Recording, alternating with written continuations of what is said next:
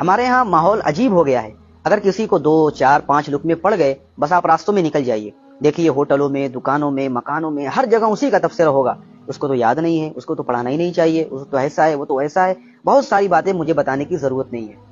لیکن جہاں بہت ساری وجوہات ہو سکتی ہیں امام کو بھولنے کی، ایک وجہ یہ بھی ہوتی ہے کہ مقتدیوں کے ناقص وضو کا وبال ہوتا ہے۔ مسند احمد میں روایت ہے کہ نبی کریم صلی اللہ علیہ وسلم ایک بار فجر کی نماز میں سورہ روم کی تلاوت کر رہے تھے، تلاوت جاری ہے، اب قرات میں اختلاط اور نسیان واقع ہونے لگا۔ آپ نے بعد میں ارشاد فرمایا کہ دوران تلاوت نسیان اختلاط واقع ہو رہا تھا، جس کی وجہ یہ تھی کہ پیچھے کچھ لوگ تھے جن کا وضو کامل نہیں تھا، اس لیے ہمارے ساتھ جو نماز پڑھنے کے لیے آئے اس کو چاہیے کہ کامل اور مکمل طریقے سے وضو کر کے آئے۔ اس سے پتہ چلا کہ مقتدیوں کے ناقص وضو کا وبال بھی امام پر پڑتا ہے، اور امام غلطی میں پڑھنے لگتا ہے اور امام سے بھول ہونے لگتی ہے۔